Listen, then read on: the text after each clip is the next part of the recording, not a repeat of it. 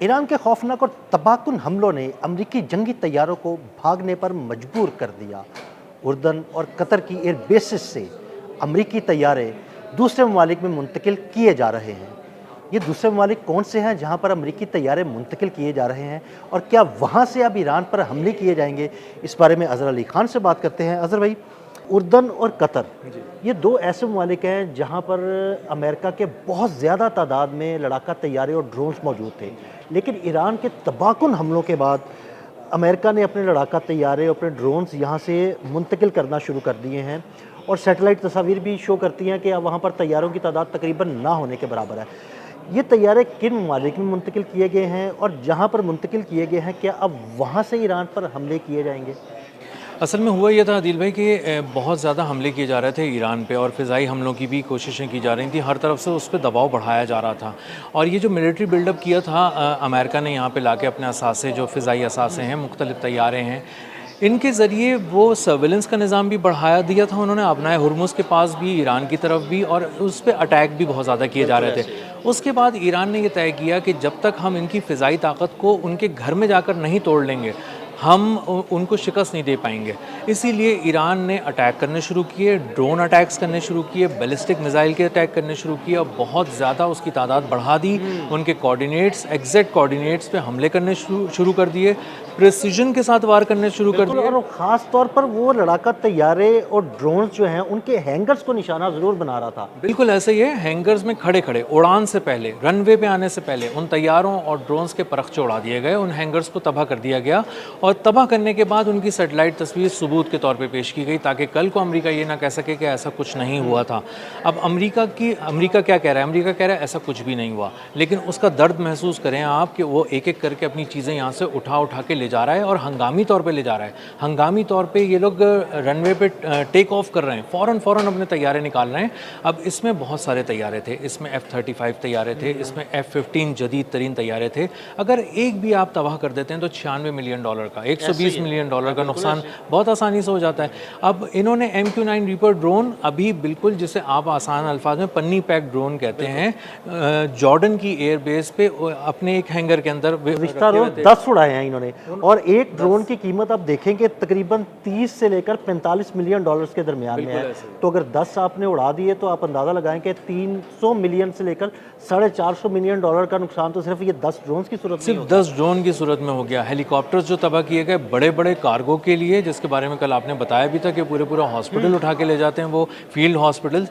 अब इतने बड़े बड़े हेलीकॉप्टर्स जो मिलियंस ऑफ डॉलर्स के हैं, ऐसे राख हो गए, बर्बाद हो गए।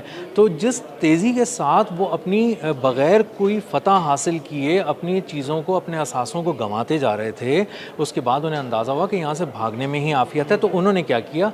उन्होंने कुछ अरसे पहले, सबसे पहले उन्होंने अपना एक पूरा स्क्वाड्रन था 8NC थंडरबोल्ट तैयारों का, 12 तैयारे थे, उनको निकाला और उनको यूरोप की तरफ भेजा। उसके बाद उन्होंने MQ-4C ट्राइटॉन $450 मिलियन का एक ड्रोन, बहुत बड़ा ड्रोन, पूरे ओशंस को देखता है, उस ड्रोन को उर्दन की एयर बेसिस से इसलिए निकाल कर भेज दिया यूरोप कि कहीं ये शिकार ना हो जाए, खड़े ना तबाह हो जाए। एक ड्रोन तबाह भी हो चुका है इस बिल्कुल, अपनाए हुर्मुज़ के ऊपर ये परवाज़ कर रहा था और अचानक गायब हो गया अचानक। 52,000 फुट की बुलंदी से 9,000 फुट की बुलंदी तक नीचे आया और उसके बाद गायब हो गया। तो ईरान एक जादू कर रहा है, और उसमें चीज़ें गायब भी हो रही हैं, तबाह भी हो रही हैं, नाकाम भी हो रही हैं। अब इन्होंने क्या किया कि जब कल एक और हमला हुआ तो उसके अंदर उन्होंने तमाम वो दिफाई निज़ाम उड़ा दिए, वो तमाम रडार्स उड़ा दिए, मल्टी लेयर डिफेंस सिस्टम के परखचे उड़ा दिए, पेट्रियट उड़ा दिए, $1 अरब के, थार्ड उड़ा दिए। तो इससे अंदाज़ा ये हो रहा है कि वो सब सामान जो इन सब सामान की असासों की हिफाजत के लिए वहाँ पर लगाया गया था, वो प्रोटेक्टिव शील्ड, हिफाजती हिसार आपने तह दर तह फाड़ कर रख दिया, तोड़ दिया, उसके परखचे उड़ा दिए, और जितना बारूद आप ऊपर से आसमान से फेंकते हैं ज़मीन पे, वो नीचे आता है, पूरे का पूरा गिरता है, बड़े पैमाने पर तबाही मचाता है।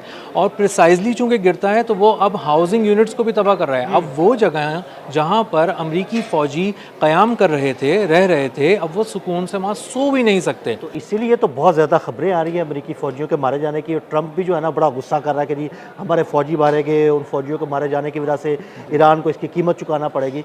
तो इसका मतलब है कि ईरान बड़ा प्रिसाइसली जो है ना वो अटैक कर रहा है, और हाउसिंग सोसाइटीज़ को भी अटैक कर रहा है जहाँ पे अमेरिकी फ़ौजी रहते हैं। बिल्कुल इसीलिए कर रहा है क्योंकि उसके अपने शहरी भी इसमें निशाना बन रहे हैं ना। वहाँ पे भी बहुत सारी शहादतों की इत्तला आ रही है कि आम लोगों को निशाना बना रहा है अमेरिका, और अमेरिका अब एक फुल स्केल वॉर की तरफ आ गया है। गो कि ये महदूद पैमाने पे जाहिर की जा रही है, लेकिन इसके अटैक्स बता रहे हैं कि वो फिशरमैन की बोट्स को उड़ा दिया, माहीगीरों को, मल्लाहों को, इन सबको निशाना बनाना शुरू कर दिया है।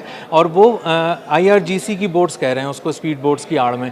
अब अगर इस तरह से निशाना बनाया जा रहा है तो फिर ईरान भी फिर इसी तरह जान के बदले जान लेने की कोशिश कर रहा है और वहाँ पे जवाब दे रहा है। और उसमें वो ईरान ये दावा कर रहा है कि कई अमरीकी फ़ौजी हलाक और ज़ख्मी हुए हैं। गो कि अभी तक बहुत सारी तफसीलात ज़ाहिर है आने बाकी हैं, अमरीका की जानिब से वो तस्लीम तो ऑब्वियसली बहुत सारी खबरें तो वैसे ही वो होल्ड कर लेते हैं या उसे उन्हें रोक लेते हैं, क्योंकि उनका अपना कंट्रोल है मीडिया पे, तो ऐसी खबरें वो जल्दी बाहर ही नहीं आने देते। ऐसा ही है। और वो जो ज़ख्मी होने का एक पूरा निज़ाम है कि अमरीकी फ़ौजी जब ज़ख्मी होगा तो वो किस तरह रजिस्टर किया जाएगा एक सिस्टम के अंदर, वो इतना तवील उसका वो सारा प्रोसीजर है कि उसमें एक ज़ख्मी जो है वो रजिस्टर होते होते भी काफ़ी दिन लग जाते हैं उसमें। तो इससे अंदाज़ा होता है कि अमेरिका को बहुत बड़ा नुकसान हो रहा है। अमेरिका के फ़ौजी भी अब यहाँ से भाग रहे हैं, उनको रीलोकेट करना पड़ रहा है, और अपने तमाम फ़िज़ाई असासों को, चाहे वो हेलीकॉप्टर्स हों, चाहे ड्रोन्स हों, चाहे तैयारे हों, चाहे उड़ते हुए कमांड एंड कंट्रोल सेंटर हों। आज E3 सेंट्री अवॉक्स तैयारा वो भी एक एमरजेंसी उसने डिक्लेयर की, और वो 7700 का एक वो साइन दिया। तो अभी तक तो उसका पता नहीं लगा कि वो कहाँ पर उसने लैंड किया। नहीं, उसका कुछ पता नहीं चला। वो $700 मिलियन का एक तैयारा है, वो इंतहाई कीमती तैयारा है, और एक तबाह हो चुका है प्रिंस सुल्तान एयरबेस पे सऊदी अरब की, और 2 टुकड़े होते हुए उसकी पूरी दुनिया ने तस्वीरें देखी हैं। तो फ़िज़ाई असासे ताश के पत्तों की तरह बिखरे हुए हैं और ख़ज़ां के पत्तों की तरह हर तरफ आते हुए गिर रहे हैं, और आसमान पे जो चीज़ उड़ रही होती है या तो वो जैम हो जाती है, या वो लॉक कर दी जाती है, या वो नीचे आके गिर जाती है, या उसको कोई प्रोजेक्टाइल आके हिट करता है। तो इसका मतलब ये है कि स्टेल्थ टेक्नोलॉजी से लेके नीचे तक जितनी टेक्नोलॉजी डेवलप की गई थी पिछले कुछ अरसे के दौरान, कुछ सालों के दौरान, दिहाइयों के दौरान, और उस पर अरबों डॉलर अमेरिका ने खर्च किए थे, सर्व किए थे, लगा दिए थे, वो सारी टेक्नोलॉजी भी उसके साथ नीचे गिर रही है। तो एक पूरा कला है हिफाजती, उसका एक अस्करी कला है अमेरिका का। वो अस्करी कला ज़मीन बोस होता हुआ नज़र आ रहा है, बल्कि ज़मीन बोस होता हुआ नज़र क्या आ रहा है, वो ज़मीन बोस हो ही गया।